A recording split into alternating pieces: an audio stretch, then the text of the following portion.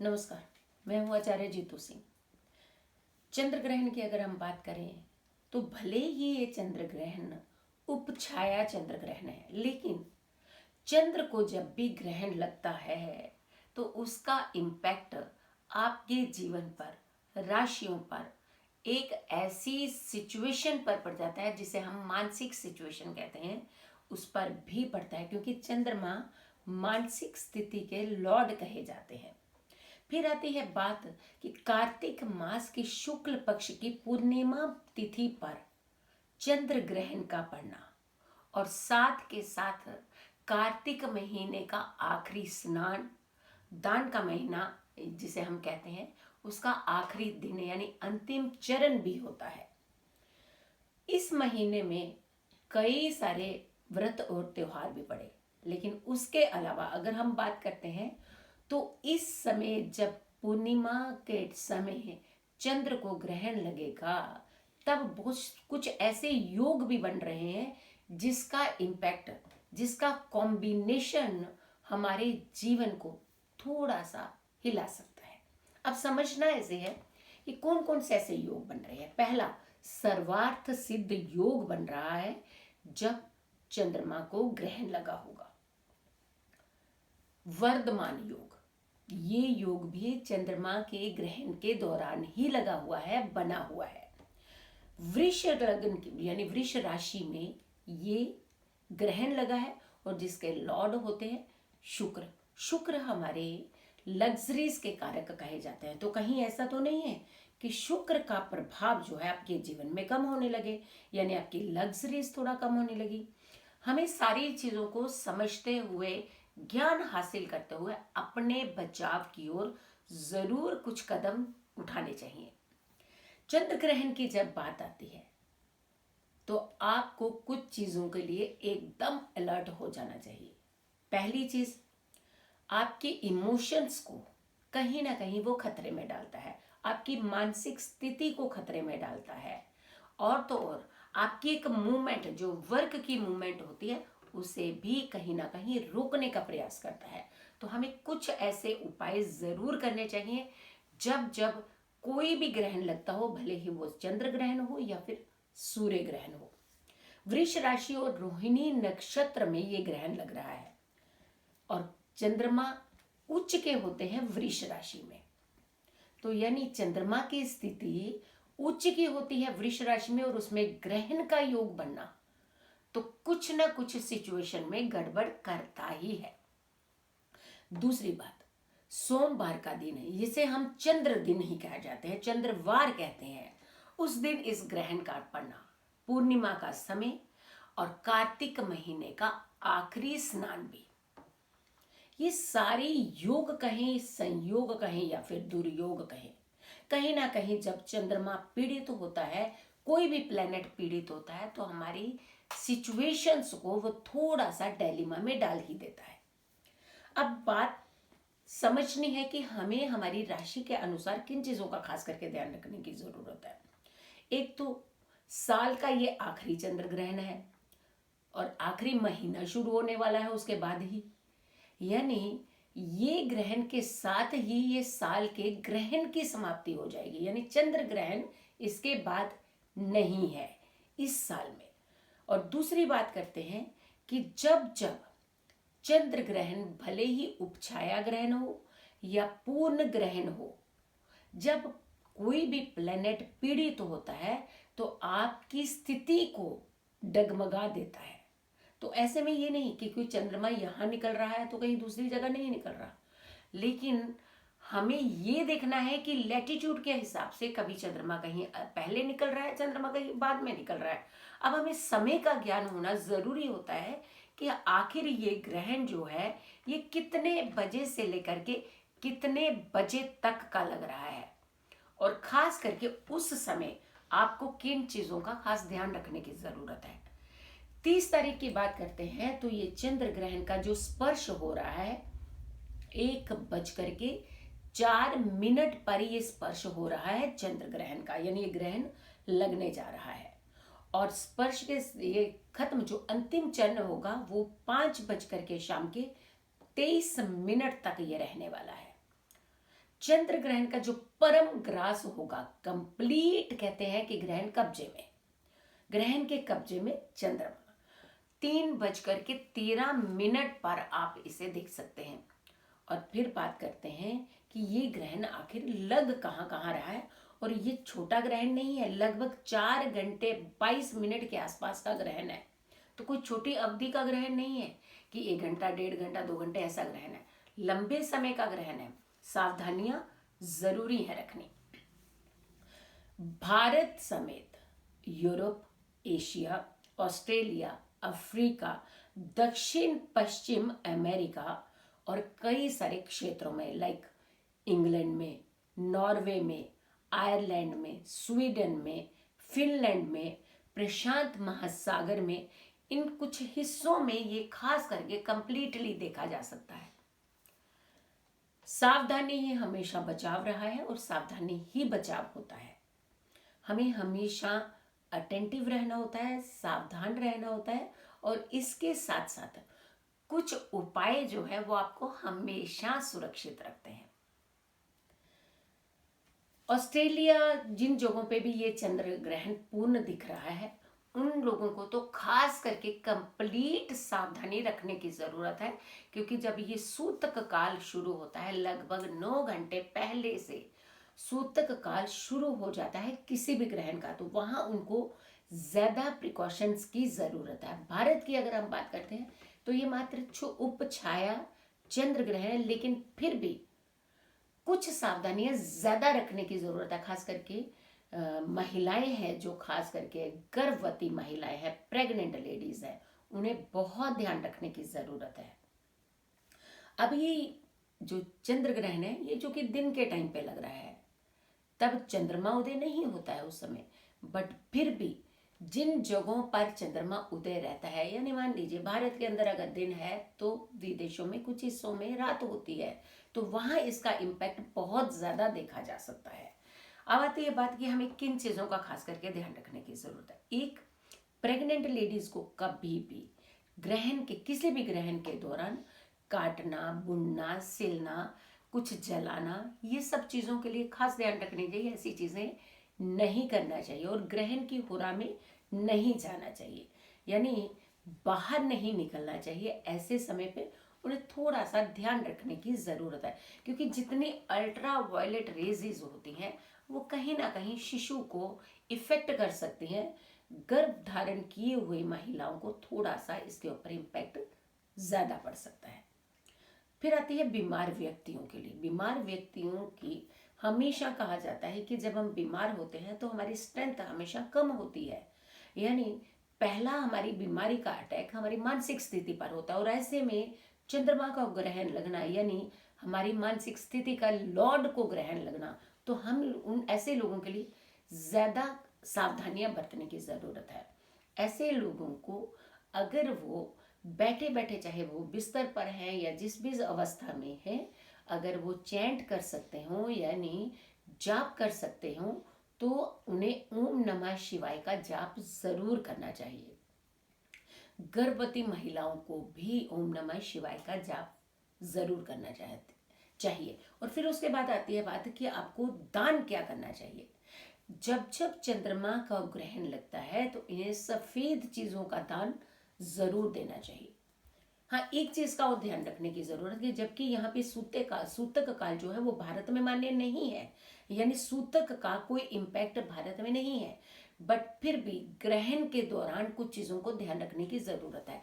जैसे जो भी आपके जलीय पदार्थ है, जैसे जूस है, मिल्क है, और खास करके अगर के मिल्क आपने नहीं बॉइल्ड किया हुआ तो कोशिश कीजिए कि आप उसे बॉइल्ड नहीं कीजिएगा, उतनी ही मात्रा में बॉइल्ड कीजिए जिसका यूटिलाइजेशन आप पहले ही कर सकें। आटा गूंदा हुआ नहीं रखना है, उसका प्रयोग नहीं करना है उसके बाद, ग्रहण के बाद। लेकिन इसके अलावा तुलसी दल आप सारी चीजों में डाल सकते हैं, कुशा डाल सकते हैं।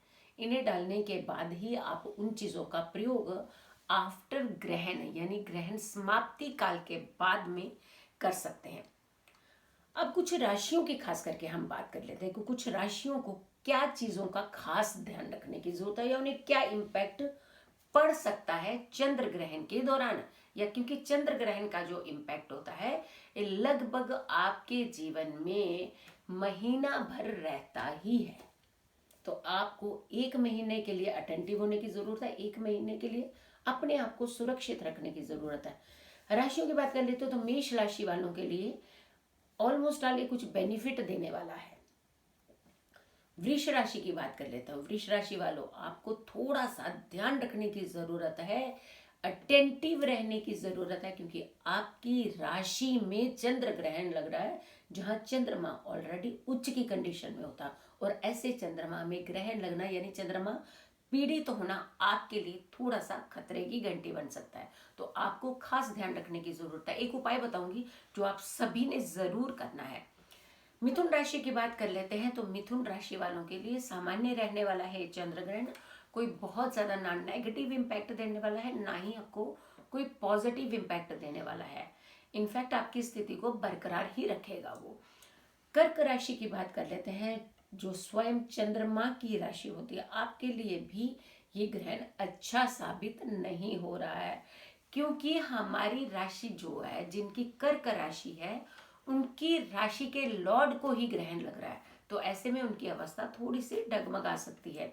सिंह राशि की बात कर लेते हैं। सिंह राशि वालों के लिए मीडियम रहने वाला है, यानी मध्यम रह सकता है ये चंद्र ग्रहण। कन्या राशि की बात कर लेते हैं तो आपके लिए थोड़ा सा नुकसान की ओर इंडिकेट कर रहा है।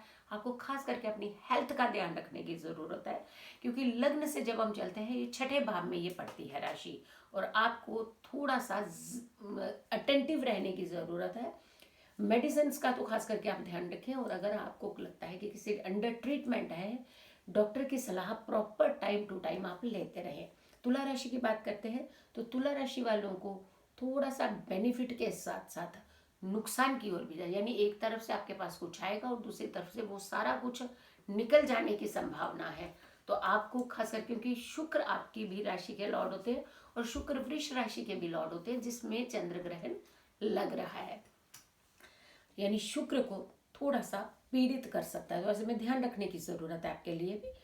वृश्चिक राशि की बात कर लेते हैं तो आपके लिए सामान्य रहने वाला है, क्योंकि यहाँ चंद्रमा नीच का होता है और वहां उसकी अवस्था जो है ऑलरेडी डगमगाई होती है, आपको कोई खास इम्पैक्ट नहीं पड़ने वाला है। और अष्टम भाव में लग्न से देखते हैं तो ये अष्टम भाव में अचानक कुछ बदलाव तो कराएगा, लेकिन बहुत ज्यादा आपको नुकसान नहीं दे रहा है। धनु राशि की बात कर लेते हैं तो थोड़ा सा स्ट्रेसफुल रह सकता है आपके लिए। धनु राशि वालों, पैसे के लेन देन में खास करके आपको सावधानी रखने की जरूरत है। मकर राशि की बात कर लेते हैं तो मकर राशि वालों, आपको कुछ खास चीजें दे सकता है ये चंद्र ग्रहण है, लेकिन खास चीजें तो देगा, आपको एक उपाय जरूर करना पड़ेगा जिसके चलते आपको पास वो खास चीजें प्रॉपर पहुंच जाए। कई बार चीजें दहलीज तक आकर के मुड़ जाती है, जैसे कई बार भाग्य कहते हैं ना, हमारी दहलीज तक तो आया लेकिन हम तक नहीं पहुंच पाया, कुछ ऐसी ही स्थिति आपकी रह सकती है। तो आपको भी काफी अटेंटिव रहने की जरूरत है। कुंभ राशि की बात कर लेते हैं तो कुंभ राशि वालों, आपके लिए कुछ बेनिफिट के साथ साथ कुछ लग्जरीज के साथ साथ कुछ प्रमोशन की ओर भी इंडिकेट कर रहा है, लेकिन कुछ रिश्ते भी छूट सकते हैं आपके, कुछ मिलना और कुछ खो जाने की सिचुएशन बना रहा है।